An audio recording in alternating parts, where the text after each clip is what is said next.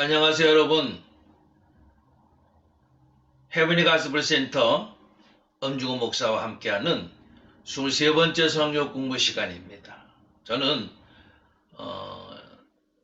최근에 8번에 걸쳐서 8주간에 걸쳐서 하나님 나라의 관점에서 보는 성경 꿰뚫기라는 제목을 가지고 성경에 나타난 하나님 나라가 이루어지는 또 이루어질 것임을 말씀을 통해서 쭉 공부해 왔고요. 오늘서부터는 지저스 네트워크스의 그 장지연 목사님이 매주 구독자들에게 내보내시는 그 비전 통신의 내용 중에서 조직 신학이 있었습니다.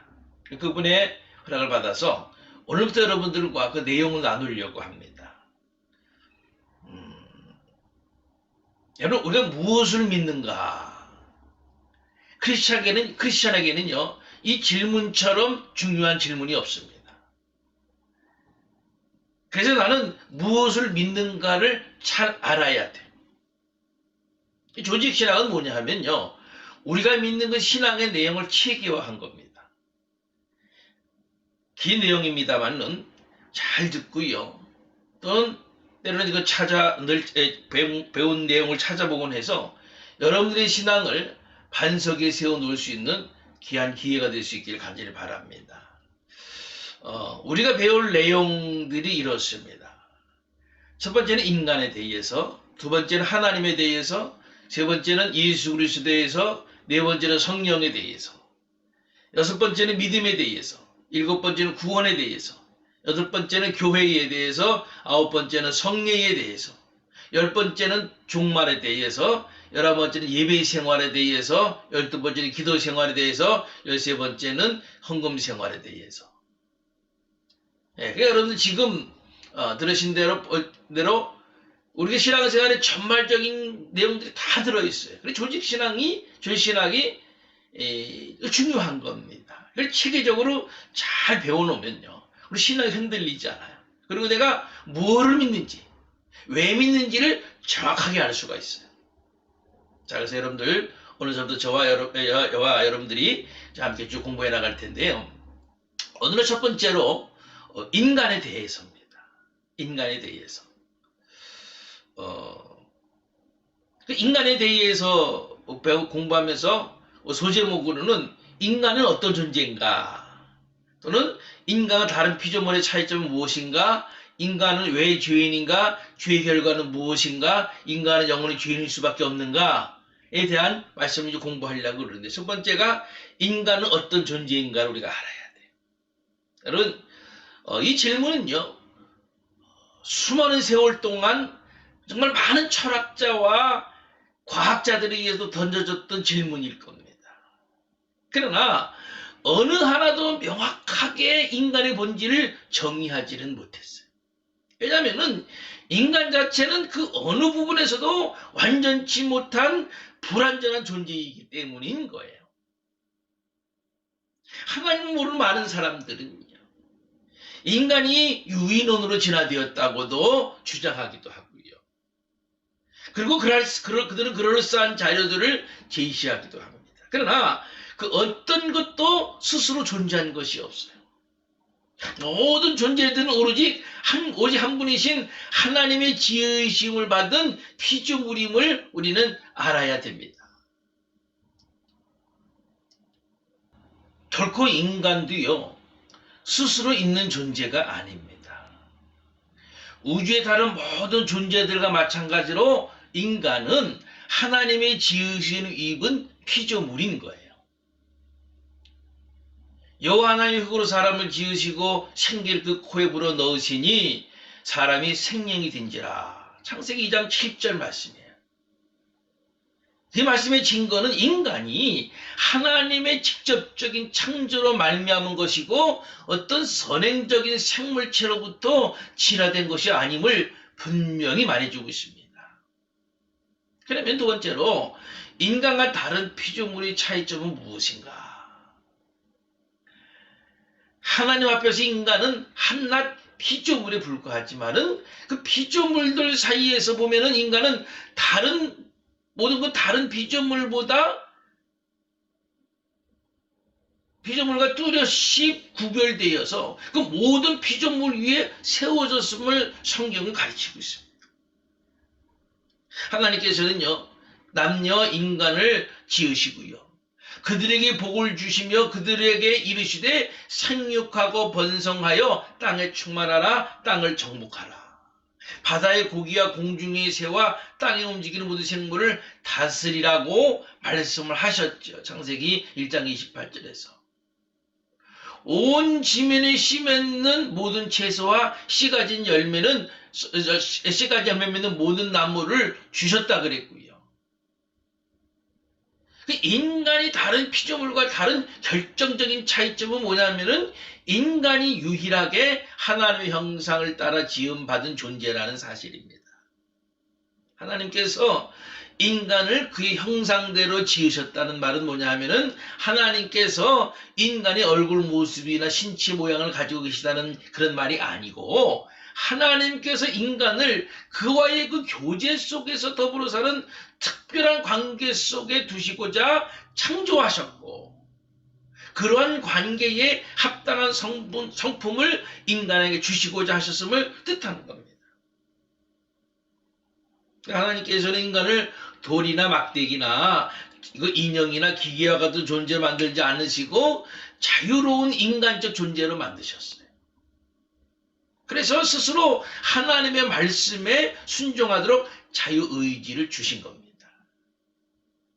그리하여서 하나님께서 만드신 피조물 중에서 가장 사랑하시고 가장 아끼시는 피조물로 인간이 받았음을 말씀하고 있는 겁니다. 세 번째, 인간은 왜 죄인입니까? 하나님께서 지으신 처음 인간은요, 아담과 하와였었죠. 그들은 하나님께서 지으신 피조물 중에서 가장 사랑받는 피조물이었어요. 그래서 하나님께서는 에덴 동산에 살 수 있는 그 은혜를 주시고 그 동산의 모든 식물과 동물들을 다스리고 보호하는 귀중한 역할을 주셨죠. 그런데 첫사람인 아담과 하와는 하나님께서 주신 자유를 오용함으로써 스스로 불행을 초래했죠. 사단에게 유혹에 넘어감으로써 하나님께서 하지 말라고 하신 선악과 열매를 따먹는 죄를 범하게 된 겁니다. 그들이 저지른 이 행동은요, 불가피한 것이나 강제된 것이 아니고 아담과 하와 자신의 자유로운 결정 가운데 이루어진 것이에요. 그들의 죄는 그저 한 나무의 열매를 따먹은 행위에 있는 것이 아니고 하나님께서 따먹지 말라고 명하신 그 나무 열매를 따먹은 불순종에 있는 겁니다. 이것은 선과 악의 유일한 입법자고 기준이신 하나님의 자리에 서고자 한 그 교만이 불순종을 낳은 겁니다. 창조주 하나님께서 하나님께 의존되어 있고 그것에 순종해야 하는 피조물의 자리에 머물러 있기를 거부한 이 교만이 또 하나의 그 죄의 본질이 이제 된 것이죠. 아담과 하와의 범죄로 말미암아서 그들 자신뿐만이 아니고 온 인류가 부패한 본성을 지니게 되었고 모두가 하나님 앞에 죄인이 된 거죠. 첫사람의 범죄는 온 인류에게 영과 육, 이성과 의지 등 모든 부분에 있어서 부패를 안겨주었을 뿐만이 아니고 그 부패의 본성을 따라 실제로 어떤 죄적 행위를 하든 안 하든 상관없이 하나님 앞에 죄인 되게 된 겁니다. 이것이 바로 뭐냐면 원죄예요. 그런데 네 번째는 죄의 결과는 무엇인가? 그 첫 인간 아담과 하와가 지은 죄로 인하여서 모든 인간들은 하나님께로부터 멀어진 죄인이라는 것은 이미 언급됐고요. 그렇다면 죄인인 우리 인간들이 겪어야 하는 결과는 무엇인가? 먼저 질병입니다. 인류 문화가 발달되고 의학이 고도로 발전을 했지만은 인류에게 따르는 고질적인 질병을 근절되지 못하고 오히려 이름도 알지 못하는 그 질병들이 하루가 다르게 생성 발전하고 있어요. 요즘 우리가 겪는 그 코로나 바이러스와 같은 것들이. 둘째로 말할 수 없는 고통이 따릅니다. 아담이 죄 유혹을 받을 때는 하나님과 같이 지혜로워질 것을 꿈꿨지만은 죄를 지은 후에 꿈은 사라지고요. 종신토록 땀 흘려 수고하여 가시밭길을 헤쳐가야 한 거지요. 그래서 남자는 종일토록 일해야 하고 여자는 해산의 고통을 갖게 된 거지요.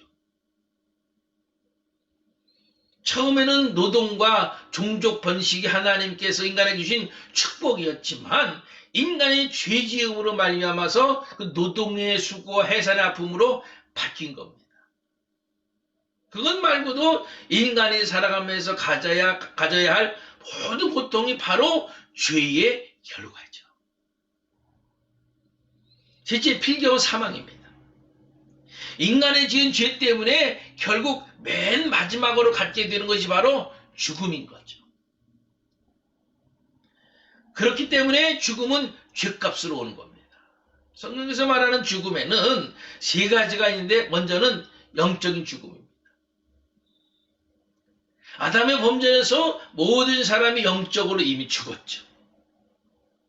그 영의 죽음으로 하나님을 알지 못하고 하나님과 교제할 수 없게 된 겁니다. 다음으로는 육적인 죽음이에요. 인생의 근본은 생로병사라고 하여서 죽음을 자연의 현상으로 해석하려 하지만은 육체가 늙어 죽는 것도 죄값인 겁니다. 마지막으로 영원한 형벌의 죽음이에요. 이것은 너무나도 비참하고 두려운 일입니다. 너무나도 많은 사람이 그들 앞에 있는 영원한 형벌의 죽음이 눈에 보이지 않음으로 인해서 두려워하지 않고 하나님의 그 구원의 부르심을 등한히 여기고 있어요. 이것은 인간의 종국에 가서 영원히 면할 수 없는 가장 엄청나고 가장 무서운 죄의 결과인 것입니다. 다섯 번째로 인간은 영원히 죄인일 수밖에 없는가 하는 거죠. 인간이처럼요. 누구나 예외 없이 죄 가운데 있고 죽음 아래 있다는 그런 것을 이제 알았어요. 그래서 그 죄의 결과를 받고 있음도 이제 알았어요. 그러면 결국 인간은 영원히 죄의 멍에에서 고통을 받으면서 죽을 수밖에 없는 건가 하는 거죠. 아닙니다. 하나님께서는 어떤 피조물보다 인간을 사랑하셔서 그 인간들이 말할 수 없는 고통 속에서 죽어가는 것을 원치 않으셨어요. 하나님께서는 하나님으로부터 떨어져 나간 인간들을 다시 원래대로 관계를 회복하시기를 이제 원하셨어요. 그래서 하나님께서는 그 독생자 아들 예수 그리스도를 이 땅에 보내셔서 그를 믿는 자를 하나님의 자녀로 선택하게 하는 축복의 손길을 내미신 겁니다. 할렐루야. 예수 그리스도를 구원의 보증으로 갖고 있으면은 그를 통해서 인간의 죄의 사함을 얻을 수 있고 하나님 앞에서 의롭다 하심과 하나님의 자녀의 특권으로 복된 영생을 누릴 수 있게 해주신 겁니다. 이게 얼마나 놀라운 은혜입니까? 영원히 죄인으로 고통 속에서 죽을 수밖에 없는 인간들이 스스로 누릴 수 없는 것을 예수 그리스도로 말미암아 누릴 수 있게 된 겁니다. 오직 그분을 믿기만 하면은 하나님의 축복의 나라에 들어가는 입장권을 얻을 수 있게 된 겁니다. 그래서 우리는 예수 그리스도와 성령 안에서 다시 하나님의 나라의 백성이요 하나님의 자녀가 될 수 있는 기회를 주신 겁니다. 할렐루야.